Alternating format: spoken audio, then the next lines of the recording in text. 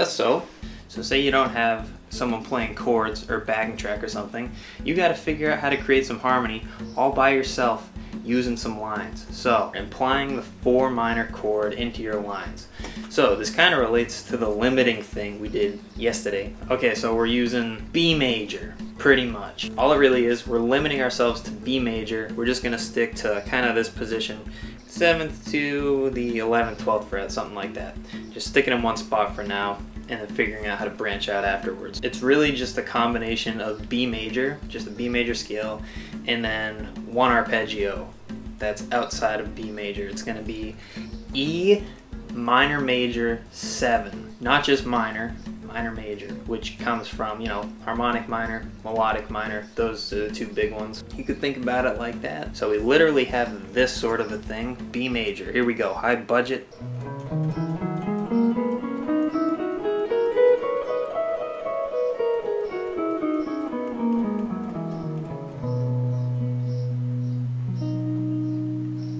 Alright, so we got our B major, and then here's the E minor major 7. It's gonna look like this, starting on the A string, 7th fret.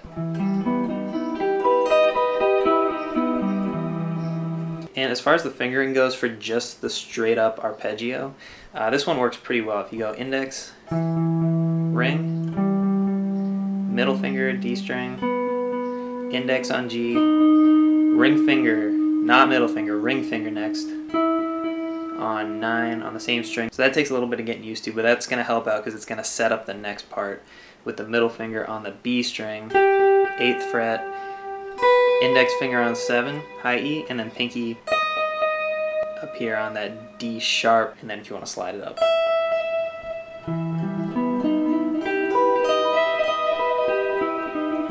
And same thing back down.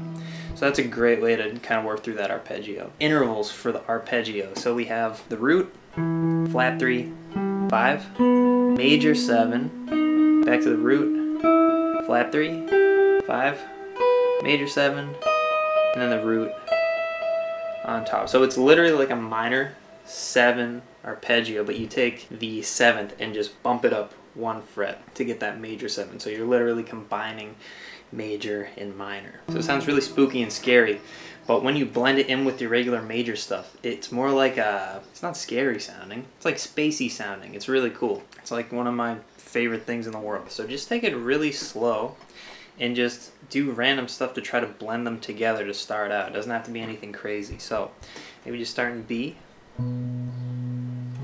just kind of working your way up the scale. And now I try to find that arpeggio.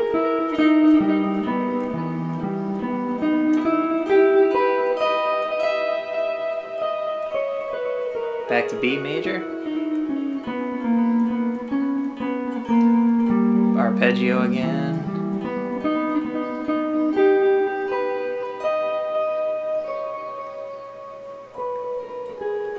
Back to B.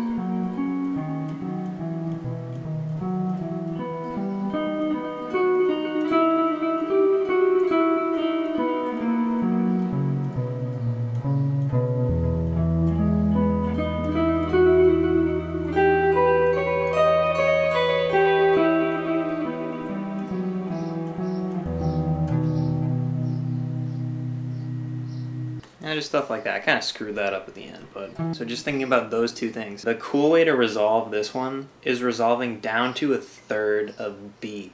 So looking for the D sharp, again, sort of breaking out of our position a little bit, but it's okay. It's just 1 fret. Not that bad. So map out some D sharps. That's a good way to do it.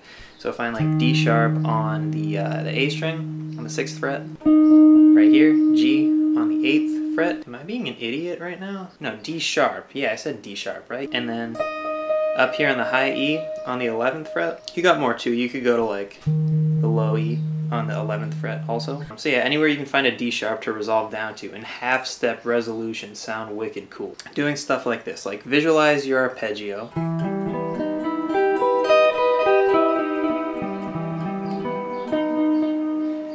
And then doing this sort of a thing, climbing up the B major scale a little bit.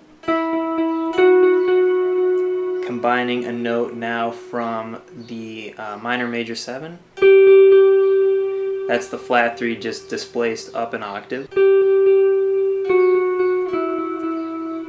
And there's our D sharp right there. So using those half steps, really just kind of visualizing these notes from B major right here, hopping outside for a sec to the E minor major 7, and just climbing back down to the 3rd.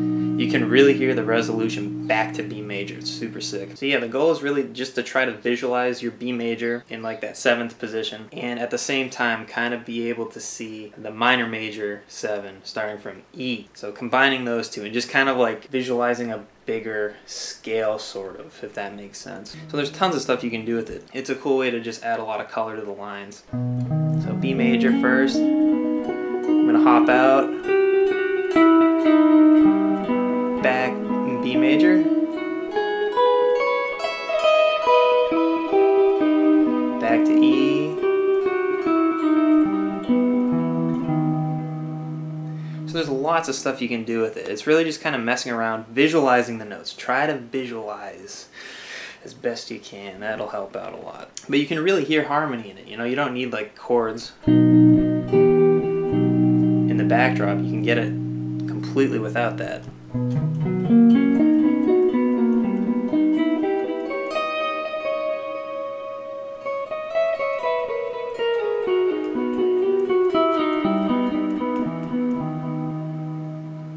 So yeah, it's a cool way to spice up some lines. Yeah, so I just wanted to cover that concept, you know, not really worry about like specific lines or patterns or whatever necessarily, but just showing what you can do with the concept. So just taking your major scale, it can be any major scale, doesn't matter. Just see how creative you can get with it. That's the whole deal with this thing. Just mess around with different combinations of intervals, blending the sounds, you know, back and forth, seeing what you can do with it, because it's a really neat sound that you can just throw in whenever you want. And you're gonna find that your major scale is instantly cooler because you're blending in different stuff from other scales, but you don't even have to really think about it that hard. Just think of the shape, throw it in there, see what happens. Maybe at some point we'll do more like specific linear concepts if people are into that sort of a thing, but for now, just mess with it, see what happens. That's what it's all about. All right, we're out of here.